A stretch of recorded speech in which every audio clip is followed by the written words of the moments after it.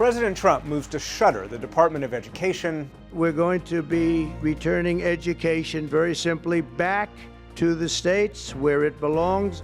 And solidify a partial ceasefire in the Russia-Ukraine war, all while confronting the judicial system and changing the Social Security Administration. Hello and welcome to PBS News Weekly. I'm Nick Schifrin. President Trump this week made good on his promise to dismantle the Department of Education, signing an executive order as the first step in that process. Jeff Bennett reports. President Trump today signed an executive order aimed at shutting down the Department of Education. After 45 years, the United States spends more money on education by far than any other country, and spends likewise by far more money per pupil than any country, and it's not even close. But yet we rank near the bottom of the list in terms of success. But the order might be more of a first step than a final blow. Congress created the department in 1979. And the Constitution doesn't give the president the power to shut it down by executive order alone. But technicalities haven't stopped Trump's agenda so far. His goal, he says, return education to the states and have other agencies absorb the department's responsibilities. We're going to take care of our teachers, and I believe the states will take actually better care of them than they are taken care of right now. The Education Department is largely responsible for managing federal funding, enforcing civil rights laws and access for students with disabilities, and servicing more than $1 trillion worth of student loans. If you look at the Pell Grants, it's supposed to be a very good program, Title I funding and resources for children with special disabilities and special needs. They're going to be preserved in full and redistributed to various other agencies and departments that will take very good care of them. Even if some of that work shifts to other departments and agencies, critics say losing the umbrella of the Education Department could mean the work loses its larger mission, ensuring equal access for American students. Democrats have been unified against the Trump administration's plan. And this is why every single Democrat said hell no to the nomination of Linda McMahon, one of the only nominees in history tasked with destroying the very agency she's trying to lead. States have long held the primary responsibility for education. There is no national curriculum, and federal money makes up about 14% of public school budgets. But that money is critical for the most vulnerable students, like meals for homeless students or Title I funding for low-income schools. But for the working class of this country, high-quality public education is an imperative if their kids are going to do well in life. The Trump administration has already downsized the department's workforce through terminations and buyouts. Firings last week left the department with roughly half of the 4,100 staff it had when President Trump took office, prompting protests. I want people to know that we're fighting, and we may not, win today. We may not, people may not get their jobs back. There are things going through the courts, but there is momentum. People are upset. People are energized, and people want to see something different. Senator Bill Cassidy, the chair of the Senate committee overseeing education, said he would introduce legislation to have Congress eliminate the department. For the first time in more than 3 years of war, Ukraine and Russia both agreed to at least a partial 30-day ceasefire, stopping strikes on energy infrastructure. The announcement followed President Trump's call with Russian President Vladimir Putin and a separate call with Ukrainian President Volodymyr Zelensky this week. For more than 3 years, this has been the reality. Ukraine's cities going dark. A country of 37 million guided by flashlight. The Russian campaign has been unrelenting, targeting Ukraine's energy infrastructure to try and cut civilians' light and heat to erode their willingness to support the war.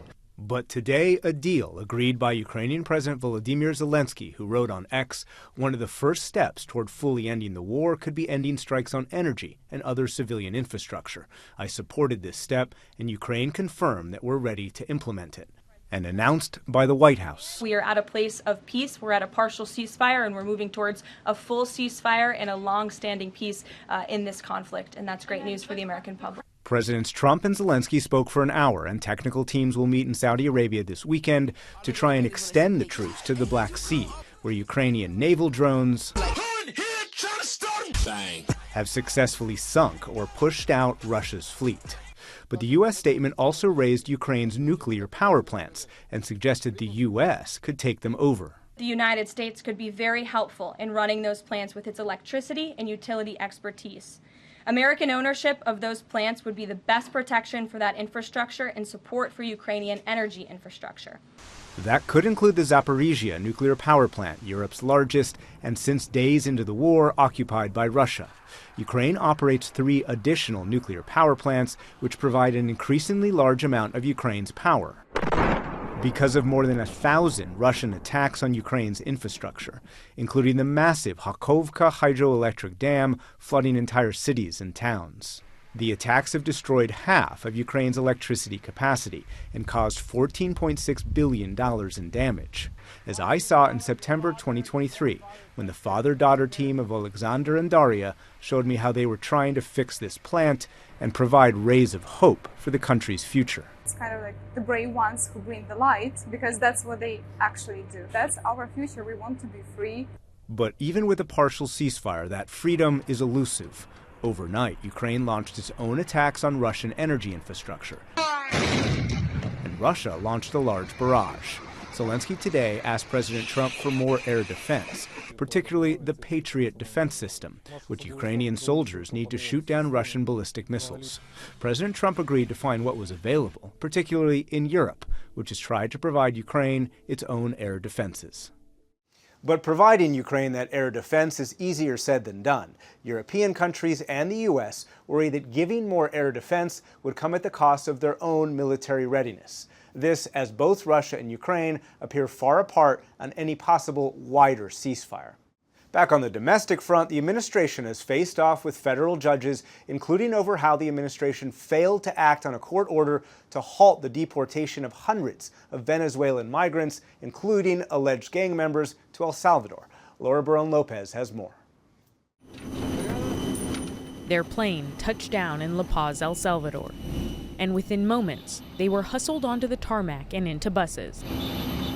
More than 200 immigrants deported en masse from the U.S., shackled, their hair shaved off, and now locked in one of El Salvador's most infamous mega prisons. It came after President Donald Trump invoked the Alien Enemies Act of 1798, a sweeping wartime authority allowing the president to detain and deport citizens of a, quote, enemy nation without a hearing of any sort. These were bad people. That was a bad group of, as I say, hombres. Aboard Air Force One last night, Trump defended the move, which he says targeted alleged members of Tren de Aragua, a Venezuelan gang linked to kidnapping, extortion, and contract killings. That's an invasion. It invaded our country. So this isn't, in that sense, this is war. In many respects, it's more dangerous than war because, in war they have uniforms. You know who you're shooting at. You know who you're going after. The U.S. paying $6 million to El Salvador to detain the migrants. One part of the president's mass deportation plans playing out in spite of a federal judge's quick weekend order to temporarily block it. The President Trump has made a promise to American people. On Fox News today, Trump's border czar Tom Homan brushed off the court's authority. We're not stopping. I don't care what the judges think. I don't care what the left thinks. We're coming. This administration acted within the confines of the law again. White House Press Secretary Caroline Leavitt said the judge has, quote, no jurisdiction. We are quite confident in that, and we are wholly confident that we are going to win this case in court. In a dramatic court hearing Saturday, Federal District Judge James Boasberg verbally ordered the planes carrying the deportees turned around immediately. But later that night, El Salvador released video of the immigrants being frog-walked off buses and into jail. The next morning, El Salvador's president, Nayib Bukele, posted a headline about the judge's order, writing, "Oopsie, too late," with a laughing emoji. Secretary of State Marco Rubio reposted the tweet from El Salvador's president mocking the American judge's order. Separately, Rubio also wrote, "Thank you for your assistance and friendship, President Bukele." The Department of Justice insisted the administration did not violate Judge Boasberg's written order and sought to remove the federal judge from presiding over the case entirely. After President Trump called for Boasberg's impeachment, Supreme Court Chief Justice John Roberts issued a rare statement saying, quote, "For more than 2 centuries, it has been established that impeachment is not an appropriate response to disagreement concerning a judicial decision. The normal appellate review process exists for that purpose." For more on the legal ramifications of the Trump administration's showdown with the judiciary, Ana Navaz spoke to Steve Vladeck, a constitutional law professor at Georgetown University. When you look at this, does this seem to be an administration in defiance of the judge's orders? I don't know that the administration really has reached the point of open defiance. I think it's more like what my 6-year-old does, which is, testing the boundaries of the authority, pushing to see how much they can get away with, pushing to see sort of where the line is, but while preserving plausible deniability that they're not actually saying they can't be bound. And I think that's part of why you see this back and forth between President Trump and Chief Justice Roberts. And, where this ends, I think, is really the big question now. We've heard just late this afternoon, the D.C. Circuit has scheduled arguments in the government's effort to shut down Judge Boasberg for next Monday. So, I don't know that we're at the outright defiance stage yet, but I do think this is more resistance from the executive branch than we've seen, certainly in our lifetime and perhaps ever. In seeking to test those boundaries, let me put to you what the administration says, because they argue they have absolute constitutional right to protect national security, to conduct foreign policy in the way they see fit. They see these deportation flights as part of that effort. Is that a sound argument that the president has absolute power on this front? So no, I mean, the Alien Enemy Act of 1798, if we just look at some of its historical invocations, take World War II. I mean, World War II, a moment where President Roosevelt had as strong an argument for whatever authority the Constitution could possibly provide. And instead, he relied upon the statute, not just as a basis for detaining and removing German and Italian alien enemies, but for holding hearings. I mean, there are literally hundreds of reported judicial decisions from World War II where individuals who were picked up, who were held as alien enemies, said, "Hey, I'm not actually German, I'm Swiss," or "I'm not Italian, I'm actually American." And courts scrutinized the basis for the government's behavior. If that was what was required in the middle of World War II in 1944, hard to see how less is required here in 2025 when it's not remotely as clear that the president's national security powers are even that strongly implicated. So you've said it doesn't seem the administration is in open defiance of the judge's orders right now, but President Trump was asked in an interview last night about whether he would ever defy a judge's orders. Here's what he had to say. I never did defy a court order. And you wouldn't in the future? No, you can't do that. However, we have bad judges. We have very bad judges. And these are judges that shouldn't be allowed. I think at a certain point, you have to start looking at what do you do when you have a rogue judge? Steve, what the president's saying here is he wouldn't defy a court order, but some judges, he says, are bad. They are rogue. What do you take away from that answer? I mean, I think we should point out a couple things. First, the number of cases President Trump is losing before the number of judges he's losing them in front of, that's an awfully large number of rogue judges. Perhaps the real problem is that we have a rogue administration.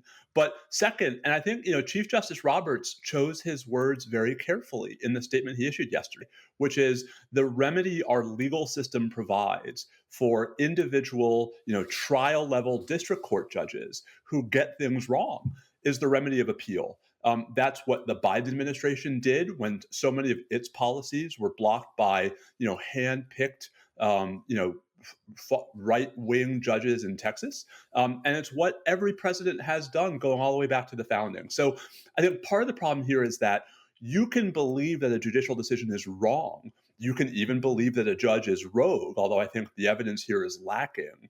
But the remedy for all of that behavior is not to undermine the judge, is not to threaten his security, is not to call for his impeachment. The remedy is to let the legal system do what the legal system does, which is correct erroneous rulings on appeal. And maybe the judge is actually not wrong. And maybe the appellate courts side with Judge Boasberg in this case. For the Chief Justice to choose to weigh in, to do so publicly, how significant is that? It's really quite remarkable. And it's remarkable both that, the Chief Justice chose to weigh in and how quickly he did. I mean, President Trump just, I think, first publicly called for the impeachment of Chief Judge Boasberg on Monday. And by Tuesday, you have Chief Justice Roberts, who, does nothing without deliberation, issuing the statement. I think it's a striking concession by the Chief Justice that these are not ordinary times. And frankly, I think it's a message, not to President Trump, but rather to, every district judge in the country, that the Chief Justice has their back, and to us, the American people, that, whatever you think of the courts, whatever you think of the Supreme Court today, our system is predicated on the idea that the courts get to interpret the law, and that if they get it wrong, the right remedy is to appeal. And if the Supreme Court gets it wrong, that's when we talk about what Congress can do. Can we amend the Constitution? The right remedy is not for an individual president to be able to say, I don't agree with this decision, so I'm not going to follow it. Otherwise, then you have a government not of laws. You have a government of one person. And that's exactly what the Constitution set up to avoid. Steve Vladeck, professor of constitutional law at Georgetown University. Always great to speak with you. Thank you so much for making the time. Anytime. Thanks for having me. For the better part of a century, the U.S. government-funded Voice of America broadcasts to countries whose governments censor access to information. That mission is continued with U.S. agencies such as Radio Free Europe and Radio Free Asia.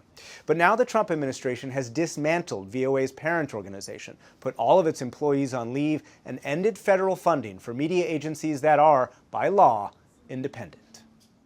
The Courier, a ship without guns, goes into battle armed with the greatest weapon of all, truth. For more than 80 years, the U.S. government believed government-funded information supported freedom and democracy. This is a voice speaking from America. That began with Voice of America, which beamed its first broadcast in 1942. The news may be good or bad. We shall tell you the truth. My name is Ronald Reagan. This powerful 135,000-watt Radio Free Europe transmitter pierces the Iron Curtain with the truth. It expanded with Radio Free Europe and Radio Liberty, funded by Congress, first run by the CIA, part of a, quote, crusade for freedom. In the 1980s, the geography expanded. Radio Marti, today the Office of Cuba Broadcasting, reached into communist Cuba. Radio Free Asia began in the 1990s to reach over China's Great Firewall and across the region.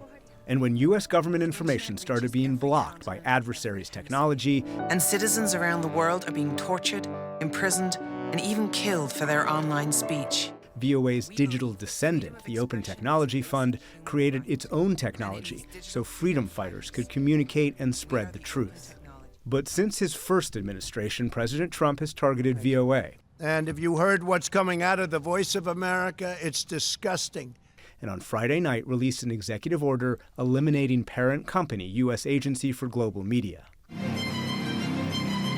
This is the video that is now on loop for Voice of America, and all staff have been put on leave. 15 transgender women who were apprehended by Border Patrol agents. The White House singled out this and other VOA stories as evidence VOA had become, quote, radical propaganda. And it highlighted these external publications and quoted a former employee calling VOA a hubris-filled rogue operation, often reflecting a leftist bias. And separately, the independent agencies, Radio Free Europe, Radio Liberty, Radio Free Asia, Middle East Broadcasting Networks, and the Open Technology Fund all had their federal funding ended. Radio Free Europe, Radio Liberty is a foreign policy tool. It is furthering U.S. national security interests. And look, you get a lot of bang for your buck. Lisa Curtis is the chair of the board of Radio Free Europe, Radio Liberty, and a former senior director on President Trump's first National Security Council staff. While it's understandable that President Trump wants to, cut down on government waste and fraud, I think this is the wrong organization to be attacking. Russia, Iran, China. These countries are spending billions in their own propaganda, their own anti-American propaganda. So I think it's critical that the U.S. government is supporting organizations like RFERL that are pushing back against that disinformation, misinformation. And she says RFERL's content reaches more than 10% of Iranians, many of whom have protested the regime. So I think it really is part of U.S. soft power, but they actually call it the hard edge of soft power because it is so effective in getting out the truth about America, about what's happening in their local environments. And this is absolutely critical. On Tuesday, Radio Free Europe, Radio Liberty sued the Trump administration, saying the funding cuts undermine Congress's power of the purse. And finally, starting on March 31st, millions of Social Security recipients will no longer be able to verify their identity over the phone, creating a challenge for older Americans and those with disabilities. Stephanie Tsai has more on the impact of these changes. This latest move by the Trump administration will require new and existing recipients to either verify themselves online or have their IDs verified in person, even while more than 40 field offices are slated to be shut down by the Department of Government Efficiency. The changes are aimed at addressing the potential for fraudulent claims and improper payments, which amounted to $72 billion between 2015 to 2022. That's less than 1% of all the benefits dispersed during that time period. Advocates are raising concerns about the burden this could place on an already vulnerable population. For more on what this means going forward, I'm joined by Kathleen Romick, Director of Social Security and Disability Policy for the Center on Budget and Policy Priorities. Kathleen, thank you so much for joining the News Hour. So it seems the biggest change here is getting rid of the option to verify one's identity by phone. Who will that impact the most? It's going to impact anyone who struggles with the online verification system that SSA has. So that could include people who are just not comfortable using online services, which often does include older people and people with disabilities, which are the main populations that the Social Security Administration serves. It also means people who are not allowed to open a My Social Security account. So, for example, children. Their families will have to visit a Social Security office in person to authenticate their identities and to do business with the agency. It also affects people who perhaps don't have a driver's license or don't have a smartphone in order to use those online authentication tools. And of course, it's not just the elderly. There are 72.5 million Americans who receive these benefits, including children. I am curious how one does verify an ID by phone. The implication from the administration here is that that isn't a very secure way of verifying identification. Does this fix that? The way that typically identities are authenticated by phone is by asking questions that only the person with that identity would be able to answer. So this is very commonly used by the private financial industry as well. You know, when you have trouble logging into your bank account or your mortgage lender's account, then you would typically call and sort out any problems over the phone, and they'd ask you these knowledge-based questions. So that's what SSA has been doing, and it's pretty common practice. It's not perfect, but no identity proofing method is perfect. So at the same time as these new requirements are set to go into effect, you have reports of DOJ closing field offices, particularly in the South. They're also letting go of thousands of employees. The agency says these offices weren't used much since online virtual meetings became more popular and should be consolidated to save costs. What do you say to that? I think that anytime a field office closes to the public, it's going to have an impact on the people who live in that area. There's research that even shows that people are less likely to get the Social Security disability benefits that they have earned and that they are eligible for if a field office in their area closes. We should say that we did reach out to Trump administration officials to be interviewed on the topic, and they did pass on that today. But they have also announced other changes in these reforms, including announcing plans to expedite processing, for example, of direct deposit changes to 1 business day. It was 30 days. Isn't that a win for Social Security recipients? Well, if you are able to authenticate your identity online and make those changes online, then sure, faster processing makes sense. But the fact is, if you do have to go into a Social Security field office, as this new policy requires, then it's going to take you over a month to make that change. And that's because there's already a 2-hour hold time on the phone to get a call back from the Social Security Administration to make an appointment, and then over a month-long wait on average to get an appointment in a field office. Groups like the AARP have long called on Congress to provide more resources to improving customer service at this administration, saying processing time for disability claims have doubled in just the past 5 years. Aren't changes due? And if so, what changes do you think should be prioritized?